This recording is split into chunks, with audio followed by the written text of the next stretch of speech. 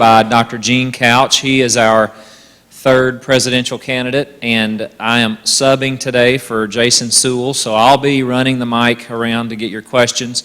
If you would, like we said, talk into the mic, so even though you may think and we may agree that you have a big mouth, wait till I get the mic to you so that we can hear it. But Dr. Couch, if you'd like to come on up, we'll get started, and you can have the floor and do as you should so choose. Thank you very much. I appreciate everybody being out here this afternoon, and obviously you have this is a important part of the college and trying to figure out who your next leader will be, and I'm honored to be here and delighted to see so many faces. Now, I bet there's a question or two in the audience. Before we get to that, I'll take a minute or two to share some of my background that may give you some perspective or put in context about who I am and kind of what brings me to here. I grew up as one of 5 children on a farm in Southwest Virginia. And I tell you that to say that impacted who I am in a very significant way. In the areas of 2 things. One, the hard work. If you've ever worked on the farm, you get a sense of what that's about. And 2 is the value of education. My parents clearly indicated and instilled those values of education and importance and where it can take you and the possibilities as a result of that. And obviously, in terms of my education, I'm a product of a community college. I have an associate degree from a community college in Southwest Virginia in radiography. And while I was there, I quickly realized I wanted to be an educator. I wanted to teach. And I moved on to get my bachelor's degree at Mars Hill. Then have my master's in EDS from Western Carolina University. And I got my doctorate from East Tennessee State University in Johnson City. Kind of a thumbnail sketch of my work experience. I started my first teaching job actually was at East Tennessee State many years ago, and there's something to be said about if I started there and I actually finish here, that would be kind of the bookend of my whole career teaching experience in education. And so I started there, then took a job in Arkansas for a year, and then I came back to Sylva, North Carolina, and I've spent the last 26 years there in a variety of positions, about the last 14 or 15 in senior level leadership as the VP for Instruction and Student Services. And then I've spent the last 2.5 at Alamance Community College as their executive vice president. And so that in a Reader's Digest version, that gives you a sense of education, work experience, and now the stuff you really want to know but you can't ask is personal. I'm married. My wife is a second grade teacher. I have 2 sons, one who is almost a senior in college, and then a senior in high school, so 5 months away from graduation or so. So that gives you a sense of who I am relative to teaching, work experience, and education, those kinds of things, and family. So, and obviously, I've been here for about a day and a half now, and have a sense of who you are. And but I'm sure you've got lots of questions prepared to get a sense of what it would be like with me as your president. And I just will acknowledge right up front, I think everybody has a certain level of apprehension and nervousness about this possibility. I mean, just acknowledge that. I mean, just say it, because obviously Dr. Height's been here for a number of years, and you have a sense of his leadership and where he's, how he views the college and what those next steps are, those kinds of things. Obviously, as he steps away, there's always a transition with leadership, and everybody's wondering, like, what's that do to me in my life, right? Let's just be right. Yeah. Like, what does that mean to me? And so just acknowledge that, that people are curious and trying to figure out what all that means to you. And so I think this session is designed to give you the opportunity to ask questions about things that are important to you that may give you a sense of what it would be like if I'm your president. So, armed with that, giddy up.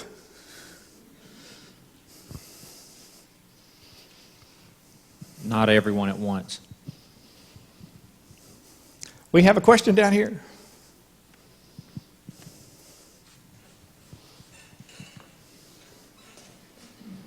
Thank you, Dr. Couch.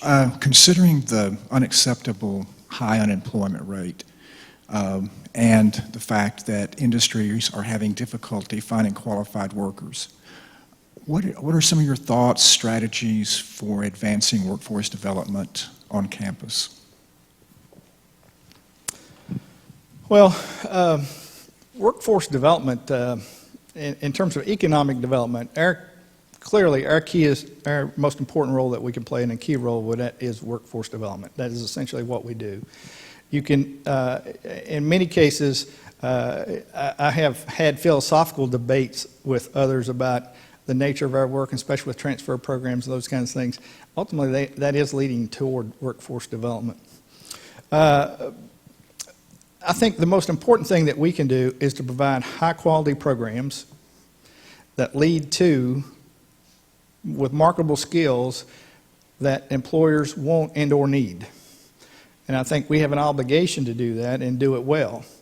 I think there are lots of things that we do to try to ensure that we're providing, that there is a match with our curriculum programs, our current offerings, those kinds of things. But in addition to that, our continuing ed offerings that identify people that are already employed in those areas, so that if there are deficiencies, and I get that in many cases there are deficits in skills and knowledge, those kinds of things, and I think that's where there's an opportunity that we need to make those connections, that we need to reach out and say, we can help you get from here to here. And obviously, as Cleveland is a very viable, and based on my observation, in terms of economic development, doing a lot of stuff with business and industry and those kinds of things. And so that's where we have to do a good job of saying, here's what we can do. And I think, Tommy, we were talking earlier about, and some of those opportunities that business and industry were coming in, that we were, as an institution, were careful not to oversell and underdeliver. And that makes sense to me, to make sure that we can provide the quality of experience and programming that's needed for those folks. And I think, isn't that your area? I think that's where we have to have people like you to stay right on top of it and make sure that we're providing those quality experiences for our students.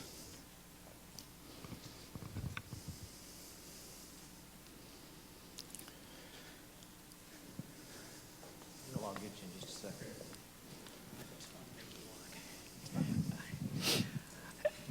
I was just, I'm Ron Page, I'm Director of Instructional Technology, and you'll get that from my question.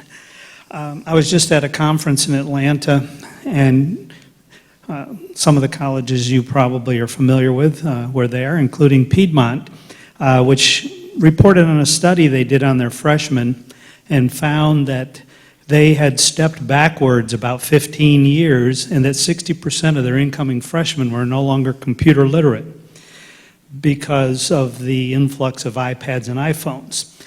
And with the demand from industry, I'm picking up on Rick's question, requiring that we produce computer literate students, how are we going to deal with this problem? Well, if I've understood your question, and the premise is based off the fact that you have people in business and industry working in those companies that lack those skills, right? At some level. We have students going to the workplace, apparently, that are not prepared to apply those computer workstation skills that industry is asking for. Mainly because pretty much K-12 anymore is all iPad oriented. That's not a computer. And then apps for iPhones are not computers, but it's still computer based knowledge and information and technology manipulation that's being requested in the workplace? I would be shocked and surprised, and I'll look to our chief academic officer, that if we have graduates that are leaving here with degrees that lack those skills. I mean, that's kind of, obviously that's a premise that I'm operating from, but I think we would also verify that with and I've talked to a number of folks in institutional research and those kinds of things. I'm sure we do some level of graduate follow-up and employer follow-up, those kinds of things, to see how people are evaluating our graduates and their skills. I would be shocked if they said they lack those skills, our graduates. I wouldn't debate the people that they're in those current positions. That I'm submitting that they probably are not our graduates that are lacking those skills. They are employed in those companies that lack computer skills, and that's where we talked about earlier, that we've got to do a good job of saying, okay, you've got people in your workforce that are lacking computer skills. We can provide the information to clear up that deficit. And so I don't think any of us would feel good about it if we had a student left here with a degree that lacked computer skills. I don't think. I'm betting we would submit that they are getting it. Our graduates are leaving with computer skills. Somebody give me a head nod at this point. Yes. Yeah. Our graduates are leaving with computer skills. Because there's something inherent about that. If you said you get a college degree and you are computer have a deficit in computers, that doesn't feel right, does it?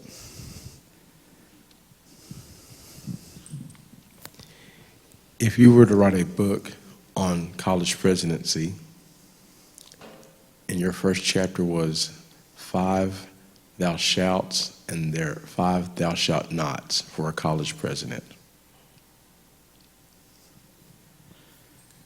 I've already written that, and you can get that on Amazon. I'm just kidding. I had him planted in the audience for that. When I hear that question, really what I'm hearing is like, what's it like to work with me?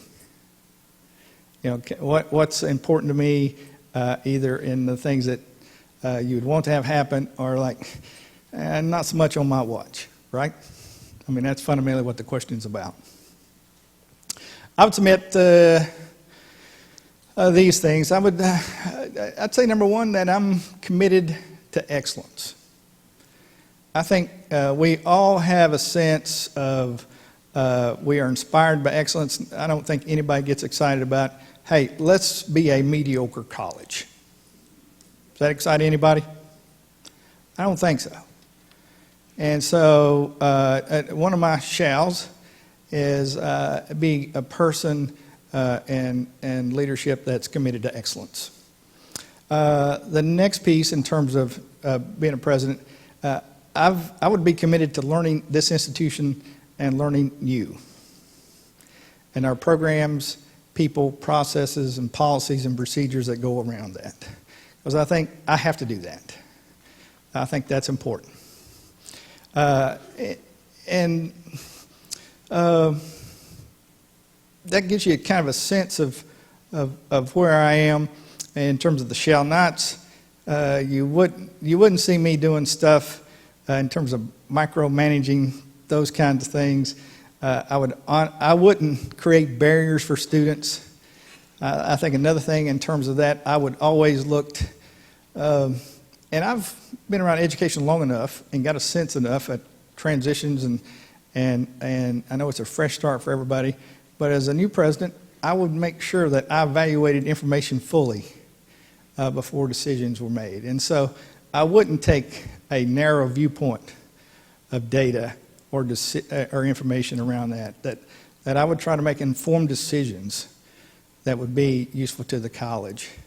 And as a part of that, are there any counselors in the room? Thank you. One of those mottos is do no harm. I think I have a responsibility to be a caretaker of the institution that says that we care about what we do, we care about each other, and we do that in a way that we all feel good about. You don't have one of those do no harm things, right? And so, I would borrow from the counseling world to talk about that. So those are things that, obviously I'm processing this out mentally as we're writing this book live. And so obviously I'd put in there in terms of one of the, as a president, I think you've got to keep in front of your, in somewhere in there, I think it's a pretty powerful question, is how does this decision process and expenditure of resources improve either the quality or the quantity of learning at the college? Now, I think that's a pretty powerful question. That's one of the fundamental questions that's centered around a learning college that says, how does this decision improve the quality or the quantity of learning at your institution? And then the next question kind of associated with that is, how do you know? And obviously data and outcomes and the focus of accountability and those kinds of things in higher ed is not going away. And so I think that's a critical element of what we do now. I think it's no longer enough for us to say, we're pretty good, ask us, we'll tell you. I think we have to provide data and evidence to support those positions. I think we are pretty good, but we need to be able to do that and articulate that with data in a pretty compelling way. I mean, that's my sense of it. How many did I either wore you down or have you lost interest?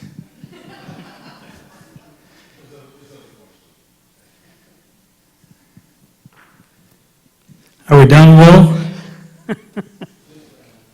Okay. You just mentioned something that struck a chord with me, and you mentioned analytics, data collection, decision-making.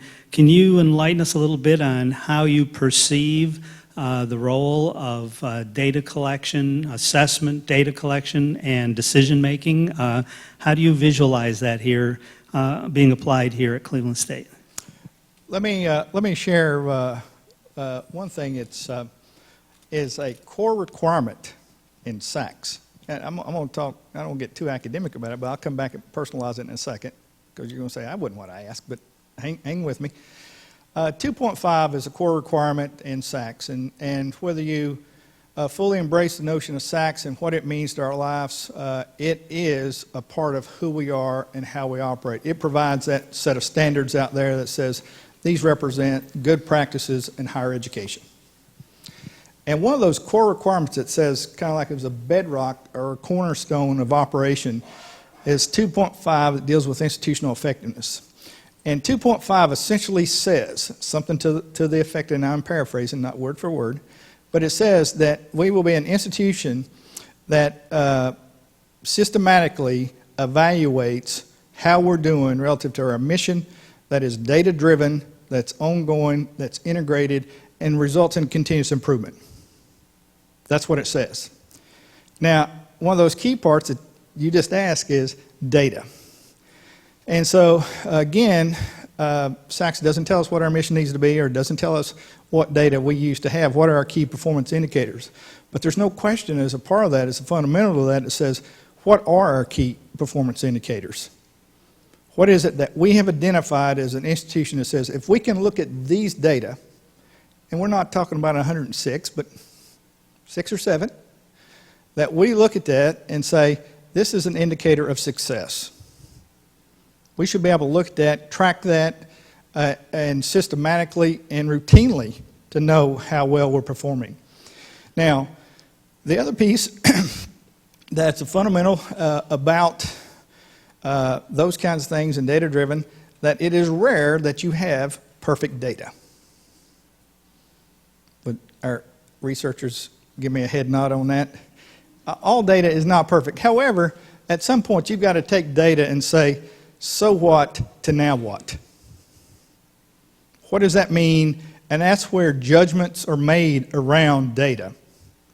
Because they don't all just come with flashing lights and say, here's the data point that means the most, and here's what you need to do. And I think that's where judgment comes into play of your leadership and the people that are analyzing that data to make sense of it.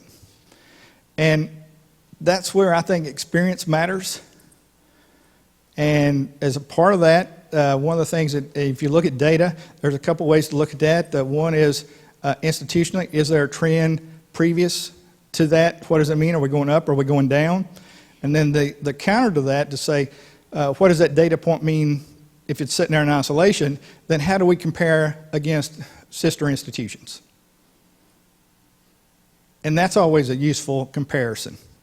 And so the data itself, either you have to have some comparison before or against other institutions to help frame that. And I think that's important. Obviously, at some point, as I said, decisions are made around that. But I think it's important to, as a part of that process, to bring data to the table. And I think that's part of the things that we'll need to move forward with as an institution to do that in a better way that's more comprehensive and it's more integrated across the campus. That's my sense of it. I don't know if I've answered that fully, but... Thank you, Tommy. I do have, as I thought I might, a question from a viewer who's texted me. And our viewer notes that you were Title III director there for a while and had a wonderful project around student persistence and success, something we're also very interested in.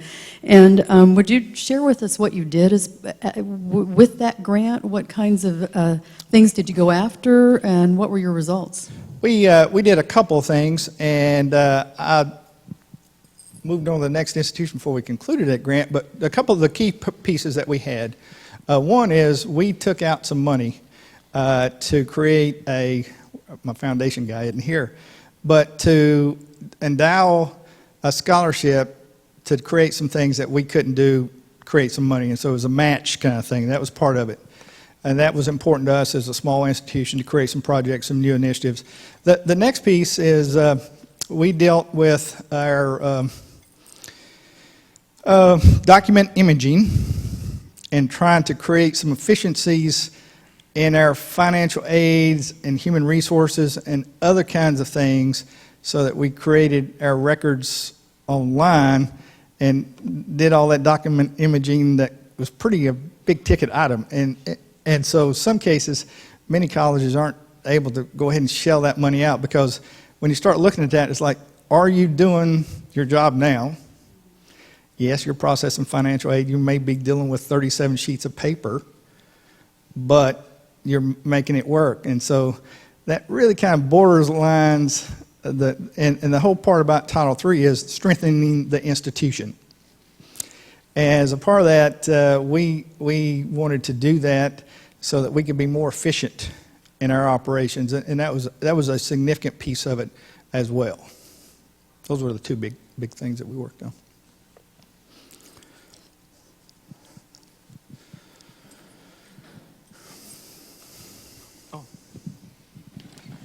Here in Tennessee, we occasionally get requests from TBR to implement a new plan or new objective or mandate. I imagine the same thing happened in North Carolina. I was wondering if you'd be willing to share an experience, an example or two of how you helped work with your faculty and administration to kind of meet the goals or objectives outlined by the Administrating Board of North Carolina or something like that. A similar version of that question was asked yesterday. And obviously my role as a president is to, as those conversations are unfolding and occurring, that I'm at the table and that I'm able to articulate in a very clear and compelling way what's happening on our campus and what that might impact or how it would impact us and whether that's a good thing or there may be barriers and complications as a result of that initiative. And so I've got to have a clear understanding of what's happening at the institution and then be able to communicate that in an effective way to quote, advocate and make for our case how it would impact our institution. We do get, much like TBR, we do get initiatives that are driven from the state, and they may be something like, kind of like what you're doing or have done with your development of math. We're doing that system-wide. that said we're reconfiguring, we're going to go to modules and, the different placement testing and all those other kinds of things. Very complicated. Has a lot to do with placement testing and other kinds of dimensions and how we register students, how we process their financial aid. Has a significant impact across the institution, no question about it. Not just math faculty, it's pretty impacts in different ways. And so that's a initiative clearly driven from the state. However, they don't give us and we have faculty that participated in that in different work groups and stuff like that help shape that in terms of the curriculum, those kinds of things.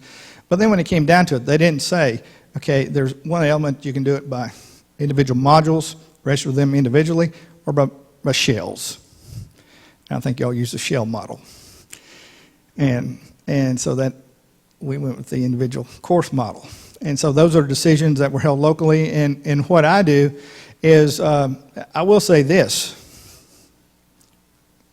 add another list to my book, is I don't have to know all the answers, but I think I do have to have the opportunity and the foresight and the insight to bring the people together that do know the most about that help to provide the solutions around that and what makes sense for us, and to talk through that in a way that's healthy and leads to a best decision. And so the third or fourth one would be to create an environment that fosters healthy discussion and debate in search of the best answers. You got that down? Okay, good. That's item number 4, and I'll get 5 before we stop. Did that answer your question at some level? I was looking for a little bit more specific, maybe we meeting about the initiatives and that. I was just kind of more interested in kind of how you worked with the faculty administration. Restate all that for the cancer. I was looking for a little bit more specific about kind of how you worked with the groups to kind of encourage them or work with them. Did you break into lots of groups or kind of large-scale meetings, or kind of how did you encourage them to get on board and accomplish the task that the state required? Here's the piece about that. Once that decision is made and the train is leaving the tracks, I mean, we're going. And at that point, we did what we could do in terms of identifying the best faculty to be a part of those groups that help shape that initiative. And so we're having a voice at the table. Because in many cases, what they'll do, they'll bring a large representative group of faculty together to help draft some of those issues and curriculum around that. But once we identify that, then it's pretty clear that's the direction we're moving. Then quite honestly, this becomes a matter of communication. Here is a new initiative. Here's what it looks like. Here's the impact for us. Here's the impact for advising. Here's the impact for financial aid, those kinds of things. To bring forward, say, this is going to have an impact on how we work and the nature of how we do our stuff. And so if there are questions and decisions made about it, then bring people to the table and say, which one of these options works best for us? Joyce, I'll come back to you in a minute after I get Bonnie. Thank you. Okay, we are taking a look at you as a possible president, and you surely are looking at us as a possible place to be. So what do you consider to be the most significant issues here at Cleveland State, and how would you manage them? What would you do to address them? Okay? This is not a part of that book.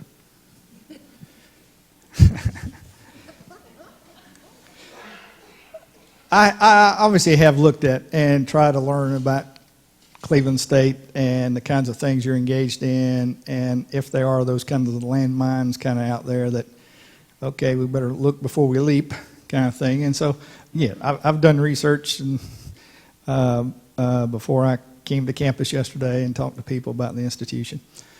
I think it's no surprise to any of us in the room, kind of like the big ticket item, the lights flashing kind of thing, is how we move forward with SACS. And that's, and I'm going to say this kind of jokingly, but as serious I can be about it, SACS is kind of a big deal. We got to get that right. And so, as a part of that, however, I don't think your findings, the number of findings, match the quality of the institution. I think Cleveland State is an excellent institution. I think those number of findings, and they're, quite honestly, it's a high number,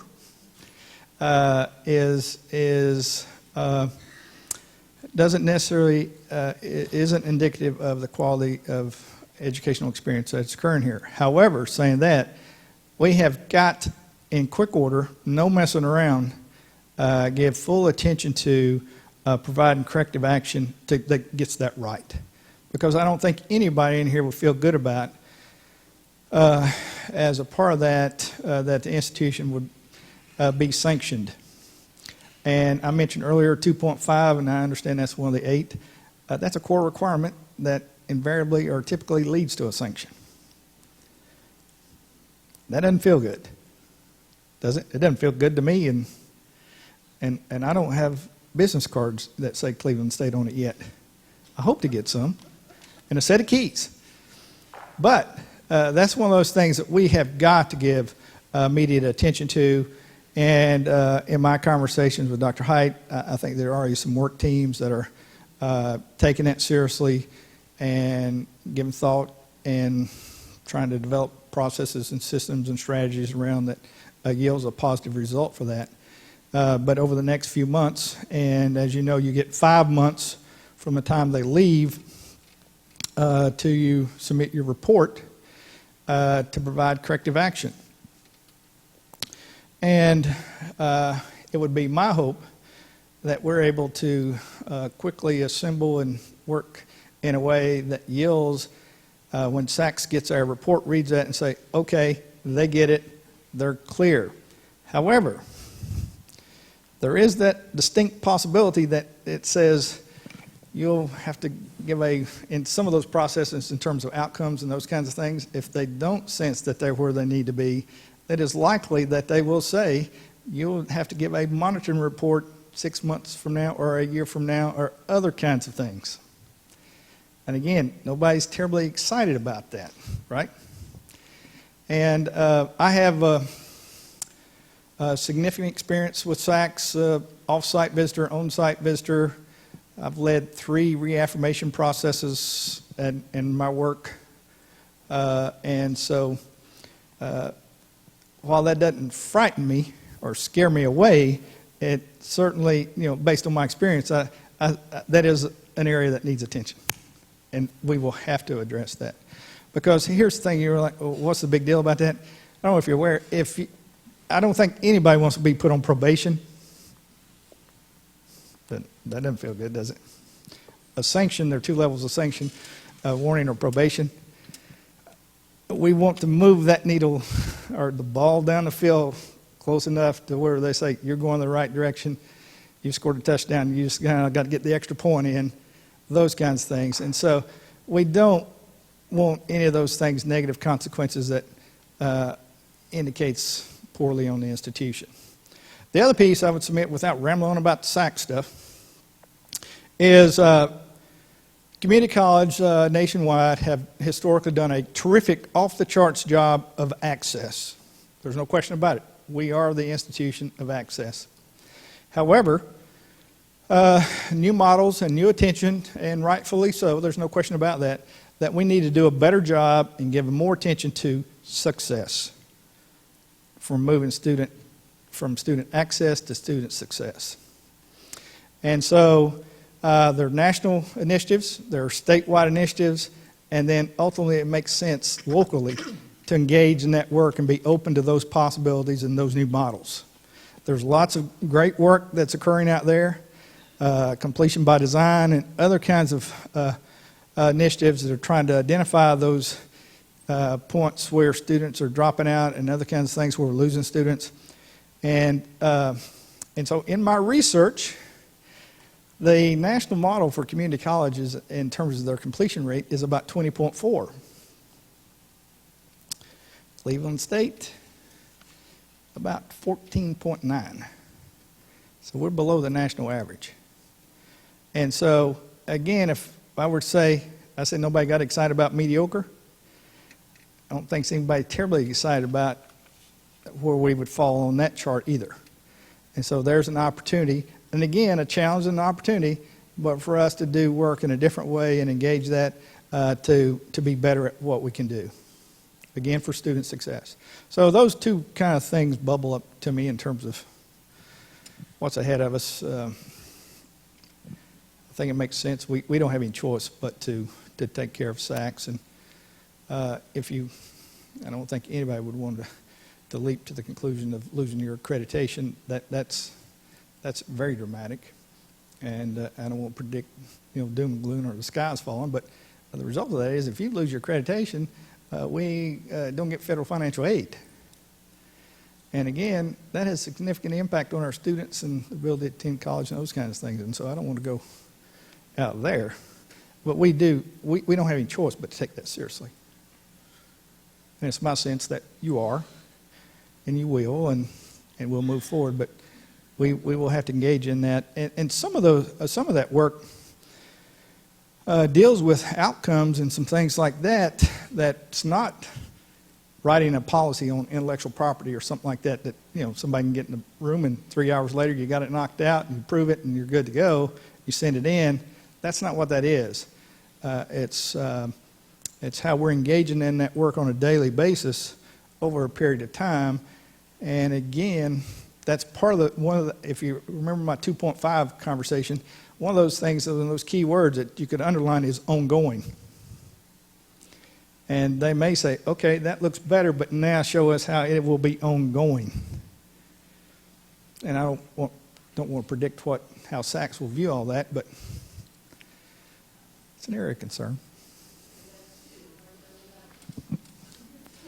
I think those are two pretty big ones.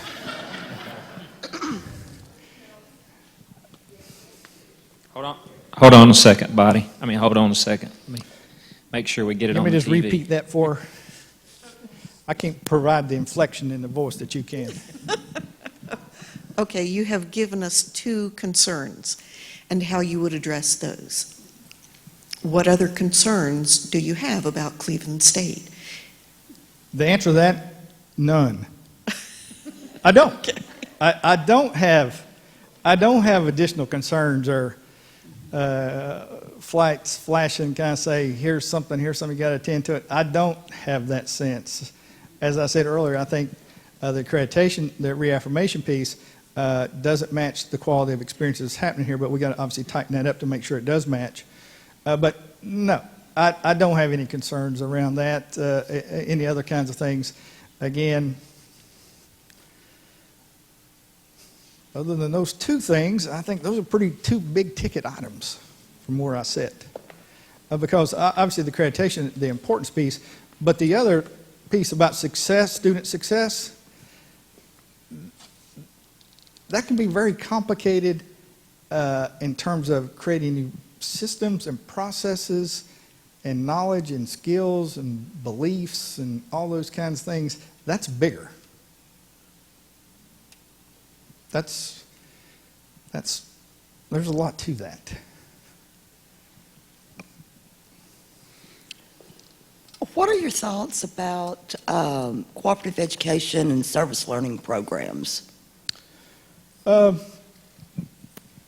Obviously, those are two features of learning. I think we all have a sense that there are models out there that learning occurs outside the classroom, in addition to the classroom, obviously.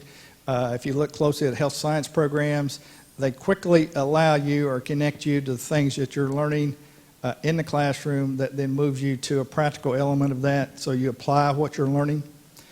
And so, I don't know if you remember that Army commercial, I think it was Army, about 20 years old, that said, how do I get a job without experience and how do I get experience without a job? Anybody remember that commercial? Please play along. Anybody? Think. And so, co-op gets at that. That says, okay, we're going to give you some experiences and some practical experiences that will help you connect to your learning to real-world situations that hopefully will lead to job opportunities and other kinds of things, so that you are able to put on your resume that you have done these things. The same thing with service learning. Obviously, it's a way for students to give back to the community, that realize there is a bigger world out there, that we're connected to something larger than just who we are. And so the whole key is my understanding of service learning. It's not just to do good things in the world, but also figure out how you learn from that experience. And so those are two terrific elements. Again, it's one of those things, there are lots of initiatives relative to learning and teaching and learning, and I think Pat Cross said it well. I wish I had said this, but I didn't. If the classroom doesn't work, the college doesn't work. I think that's pretty powerful. This is Couch added this to it. I took her quote and said, in addition to that, if you don't have student services on the front end, back end of that support that student learning, I don't think that learning in the classroom occurs. I think it's all connected. And so there are lots of initiatives, whether it's invitational education, learning college initiatives, all those kinds of things they're out there. And so it's important for us to figure out what makes sense for us as an institution and what's doable and what feels right. And so obviously we've made the choice here to do cooperative education, obviously, and then service learning. So So you're saying those are noble things. Yeah, those are good things. If Are that's you kind of saying you bottom line for support cooperative education if it's tied just to your curriculum? I beg your pardon? Are you just supporting cooperative education if it's tied to your curriculum of study? We have programs here that you're going to a four-year institution and you are here, but you may have a job somewhere that is in the field that you may be going into pharmacy. Right. And so you work in a pharmacy somewhere here locally that's not really tied to your curriculum. You're not required to do any kind of cooperative education, but we have a wonderful cooperative education program that a student can register for so many hours and get hands-on experience. And again, it helps looking on their resume. Do you support, it doesn't have to necessarily be tied to their curriculum here.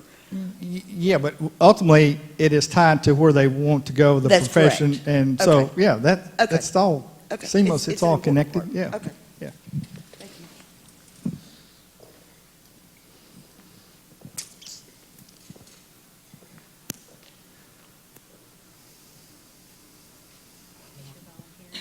I'm volunteering you. That's fine. I figured I'd raise my hand sooner or later. In the subject of athletics, how do you support them? How do you see them at the college atmosphere, and just your thoughts about it in general? This is one of the things that excites me about Cleveland State, because in my career, I really haven't, I was telling somebody earlier, there are about 17 institutions in North Carolina that have athletics, and I really haven't worked at an institution that has that. But that excites me about this position. Let me share the story this way. Maybe 4 or 5 years ago, I had kind of an activity in my job where I asked in one of our days where we were together and said, everybody wear a shirt or a T-shirt that says something about you, that will tell us more about you. By the way, the activity was a huge success. You know, you had all kinds of T-shirts that people had done stuff and been places, and then you got the opportunity to describe that, you know, or why that's important to you. It's kind of neat. If I come here, we might do that. But I tell you that to tell you this, that I also played, and the shirt that I wore was a Nike shirt. And I did that for 2 reasons. And so when I got to talk about my shirt and why I wore a Nike shirt that day, it didn't have anything other than Nike or swoosh kind of thing. Nike's slogan is just do it. And I'm kind of from the action-oriented kind of standpoint that, and the quote that kind of means a lot to me is the smallest deed is more important than the greatest intention. That's the first part of that. So I like to just do it. But the other part of that is athletics has been and remains a significant part of me and my family. That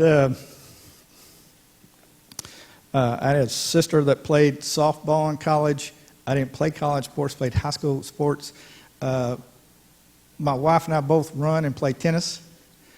My oldest son in high school played soccer, football in the same season, basketball, baseball, and track, and at high levels. My youngest, and he played division, and he kicked for Western Carolina, so he played 2 years on the football team at Western. My youngest son plays soccer, basketball, and baseball, and I was telling the other guy, he just didn't play those sports. He's all conference in those sports and plays at high levels.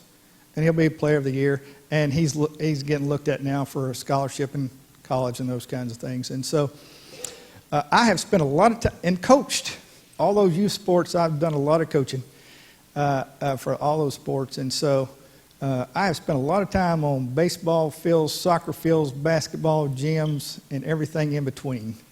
And so, last night when I went to bed, ESPN was on, and when I got up this morning, I cut it on. So there ain't much about sports I don't know about and engaged in some significant way. And when I think about that, one of my all-time favorite stories, if you don't know about it, you need to Google it when we leave, is, and obviously there are a lot of lessons of life around sports, and this is powerful. And if we could bring that up here, it'd be great. But if you put the Google on it, and if you plug in softball, Western, I think it's Western Oregon, and there's a compelling story about a gal. She hit a home run, tore her ACL rounding first. There's several rules that prevented her from subbing out. Her teammates couldn't carry her, all those kinds of things. The other team carried her around. Now that's powerful. That's pretty good stuff. That only happened on a softball field. So, does anybody know that story other than that one individual that asked that question? Isn't that a good story? I'm not just making that up, am I? You got to like that story. It doesn't matter who you are. Yes, sir.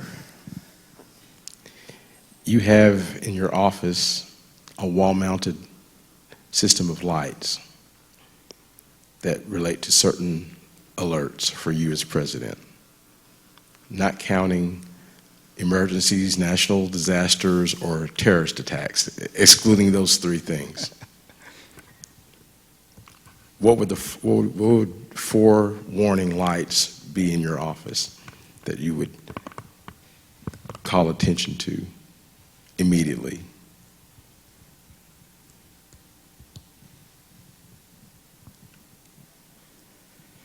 Okay, here we go. I'm going with number one. Obviously, we are in education and we change lives. You know, I think that's why people come here, to improve the quality of their lives and that of their families. But Tommy would strongly agree with this, I think, that there is also a business model around education. And I think I have to make sure that I'm not only just talking about teaching and learning, but to make sure that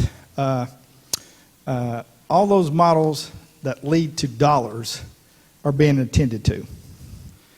Whether it's classrooms, performance, all those elements, because if the dollars aren't there, that has a negative impact on programming and lights and doors and other kinds of things.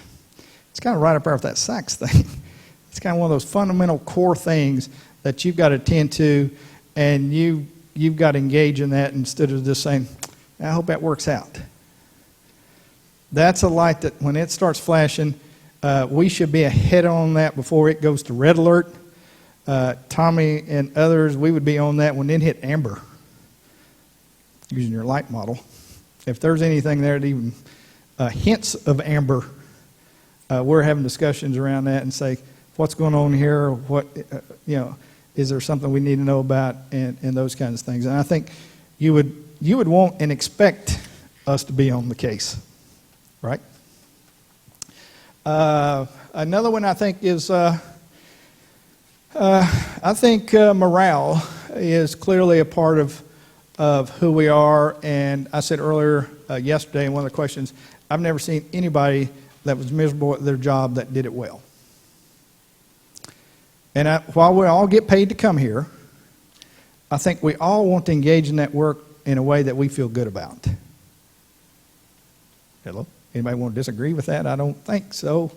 And so we want to feel good about the nature of our work and the kinds of things that we're doing, and kind of the environment that we have here. And so it's incumbent on me, if there's a light that's flashing that says something's amiss here, we need to attend to it. And if you're going to keep pressing me on this light business, you said 4. I'm going to go with standards. And I think that pulls in the accreditation stuff. I mean, we've got to meet certain standards, and there are performance measures and other things out there that we have to attend to. We don't have any choice. And accountability is part of education now. There's no denying that, and it's not going to get less. And if you're going to keep pushing me hard for 4th, I'm going to say processes, because I think that's important. How we integrate and connect all those dots. If Tommy's doing great work and Denise is doing great work and others, and if we're not connecting that and we don't have systems and making sure that communication is occurring and things are happening the way they need to, that's going to be one of those lights that flashes and say, can we be better at that?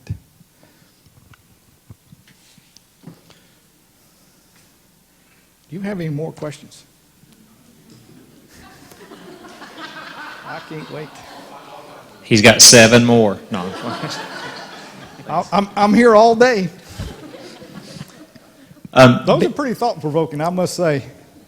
My Mill Rolodex is working pretty hard on that. Based on your initial impressions and your research on Cleveland State, what is sort of your vision of how we continue to fit and provide the services for our local community, given the competition and other schools that we have? I think you mentioned yesterday in your meeting with the committee about your experience kind of dealing with that kind of competition in North Carolina. I wonder if you could kind of address kind of where you see a community college is supposed to be kind of a jack of all trades, provide a little bit of everything. How do you kind of see us continuing to provide that and kind of meet upcoming changes as our future president?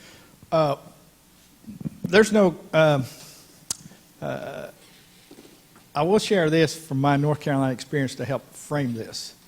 There are 2 community colleges within, or actually 3 community colleges within 30 minutes of where I am sitting around.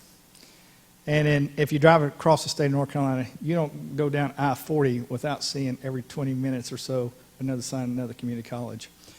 And so you clearly have to be on top of your game. There's no question about that. And one of the things that this might have been a poster somewhere I saw one time, but I think it's pretty profound. Say, be brilliant in the basics. You've got to do the basic kind of stuff well.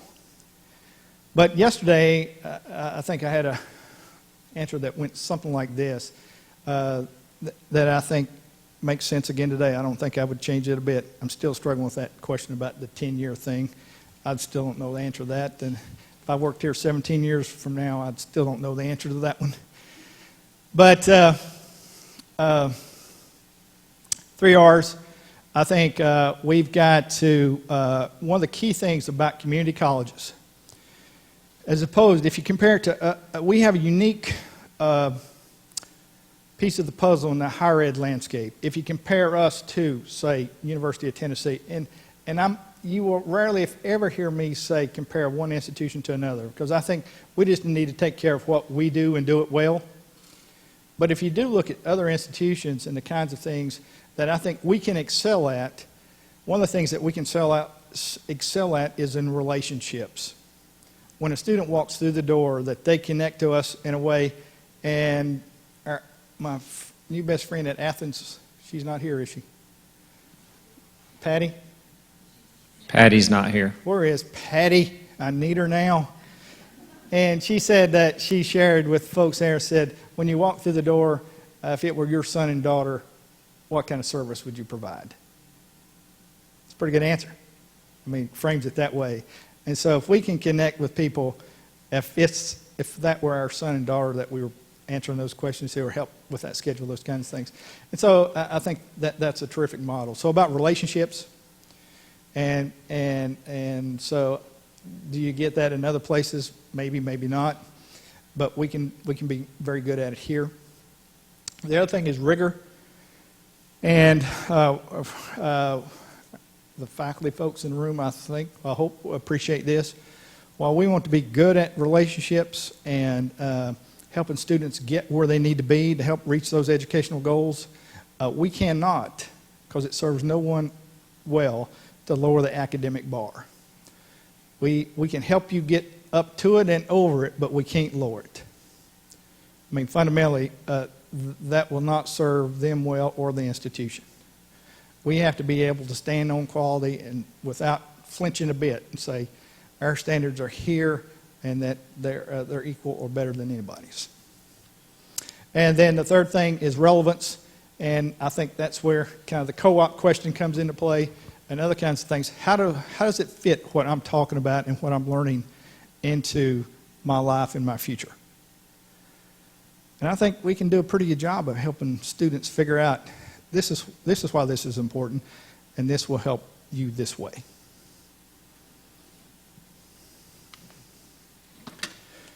We have more questions. Bonnie, I'll come back to you in a minute. Tommy, I need to apologize. I spilled water up here. I don't know if we need to put one of those signs up here that says caution wet area. We got a wet mop for you. Yeah, I'll take care of it later. In your past job, you were the Vice President of Instruction and Student Services. yes. Does that mean all the deans reported to you as well as all the, you handled all that? What size institution? Southwestern is, in North Carolina, 58, and there are about 10 that are very large, large institutions. There are about 3 or 4 that are very small, and about the rest of them are pretty much the same. We were one of those medium-sized institutions. Now I'm an institution that's got 5,000 curriculum students, just under 5,000. But that's not your position now. I'm the executive vice president, which those things report to me now as well. Oh, okay. Okay. Yeah.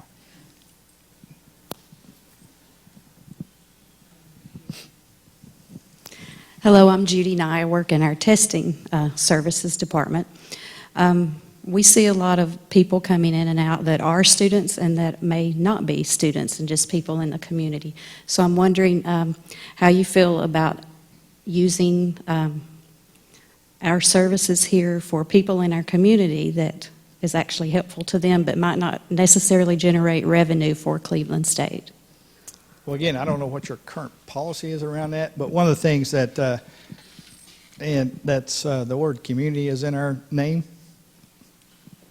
And where it's possible, and if we have the resources to accommodate those requests, it seems to me that if you got room and space, obviously we wouldn't want to displace. I'll use a hypothetical situation. If you got 10 computers that you're using for placement testing and they're all full, and someone says, "Can I come in and do this?" And you're like, "I'm not displacing one of my students," but if you have 10 computers and 9 of them are sitting there being used and one's open, say, "Sure, you can use it if it's open." Those kinds of things. And where it makes sense, obviously we want to, and I think my new best friend in foundations would say, we want to reach out to the community and build those relationships, and so at some point they do become students or donors or other kinds of things. And so as long as we're able to accommodate that in a reasonable way that doesn't cause stress to our infrastructure and systems, and you have to stay over 45 minutes late after work to do that, as long as it makes sense.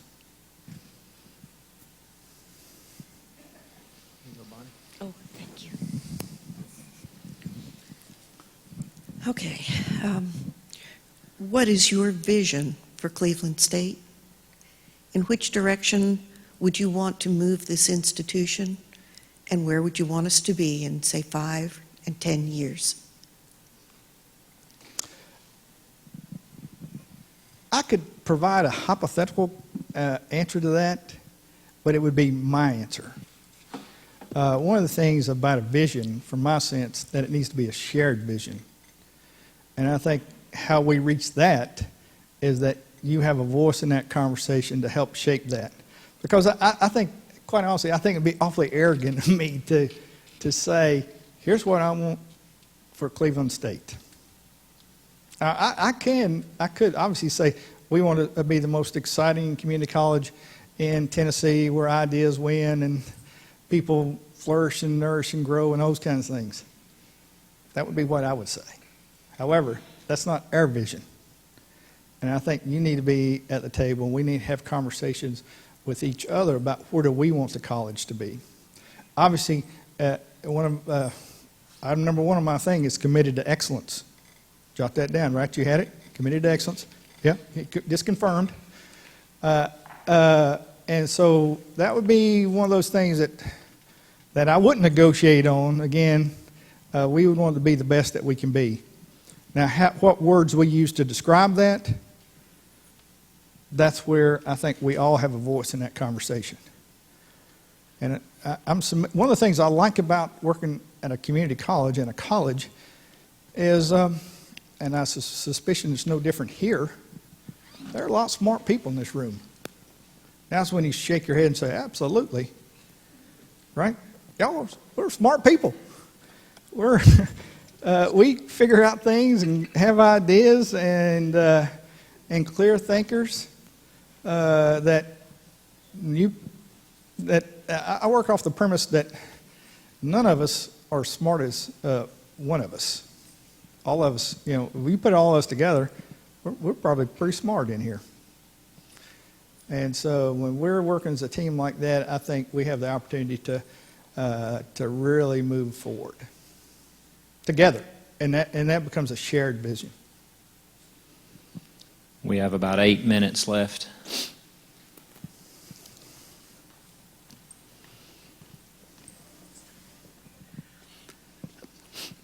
I'm going to pick up on a visual image I had as you were saying you were driving down the interstate, and every 40 miles or so there was another community college. Every 20 miles. Which is not too different from here, really. But it's even more than that, because you don't even have to get on I-75. You can get on the information superhighway and find competitors as well. So my question is, what is our relationship? What should our relationship be with online schools? Well, and I guess you asked the question about our competitors. There's no question about it's not just the institution down the road. It's also other institutions that are online that are now part of the landscape. Doesn't appear to be going away. And so, but again, somebody asked, we've got to be good at what we do. That goes again to his question about, and what experience that we want to provide our students, and whether it's in the online format or face-to-face. And again, I think we got to engage those students in that same level.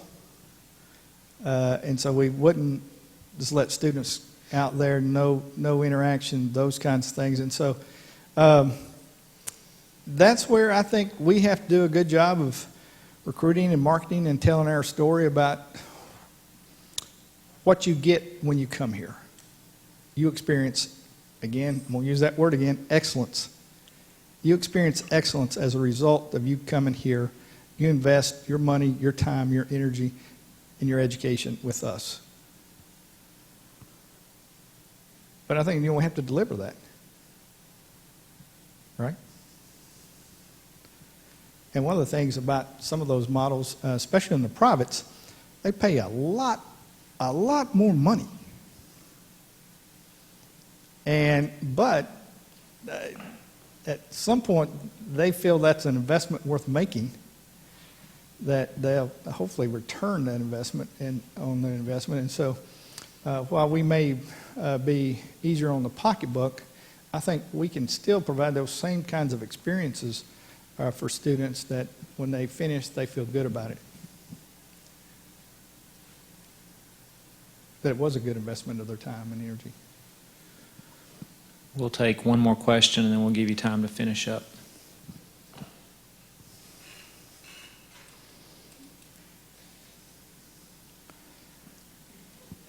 I'm surprised. Bonnie has a question.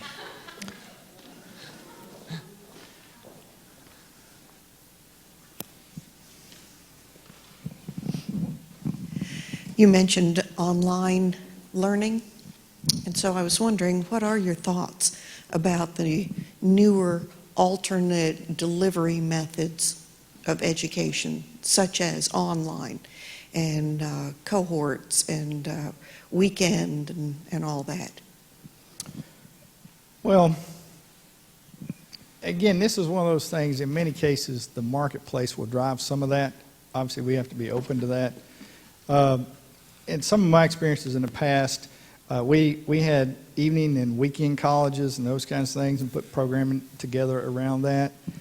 And then over a period of, in many cases, beyond 2 years, just to access the number of hours.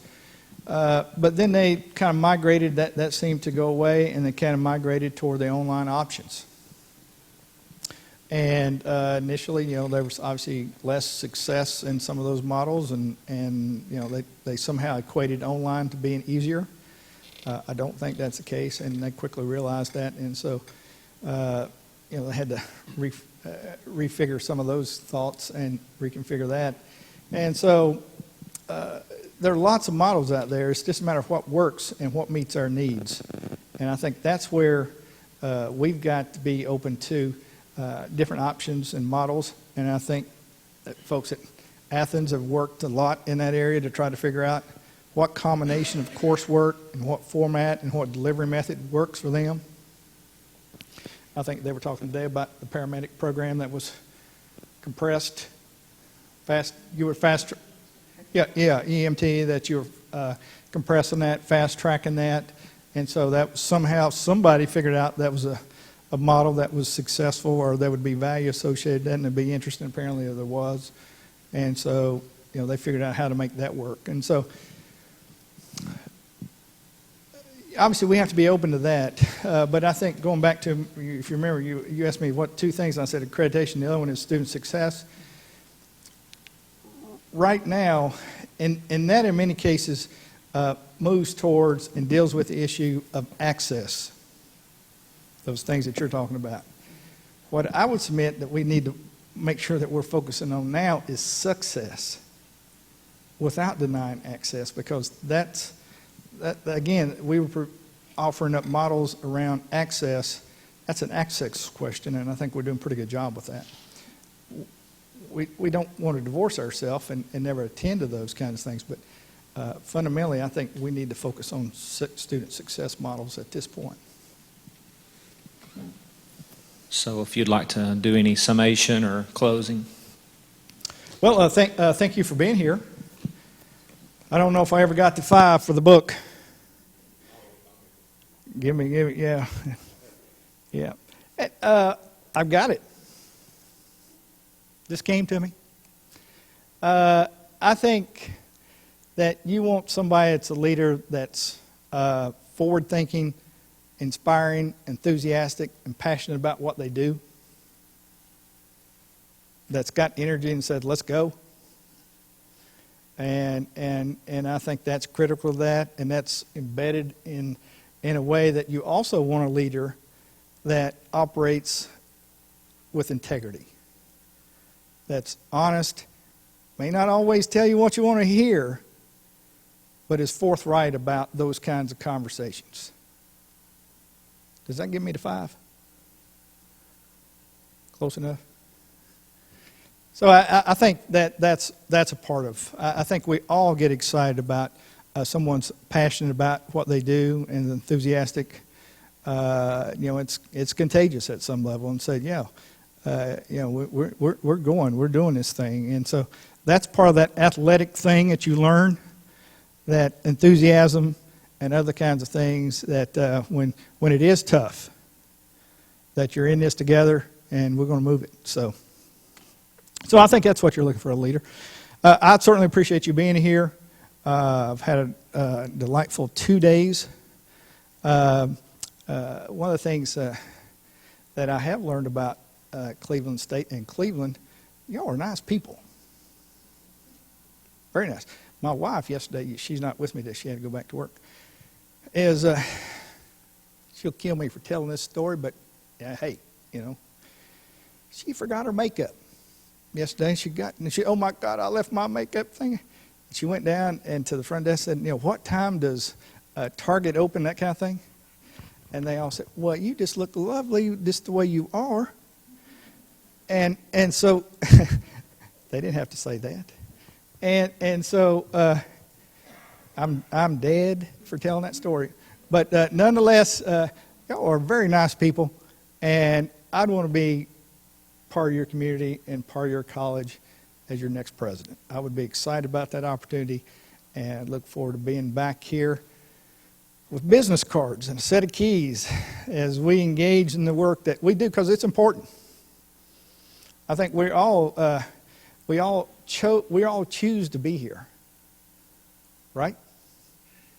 And the kinds of work that we're doing in your subject area or the services that you're providing students, that when you get up in the morning and you say, I'm going to work, and you're excited about being here. And you put those kinds of folks together, that again, that are smart, problem solvers, very capable, you got something that's pretty unique and pretty powerful. And we can make some things happen, and I'd love to be your next president. So that's, as they say in Forrest Gump, that's all I've got to say about that. And so I'll be here. If you want to stop afterwards and we'll have some one-on-one conversations, hopefully you've got another question or two we'll chat about that we can work on. So, all right, well, thank you very much.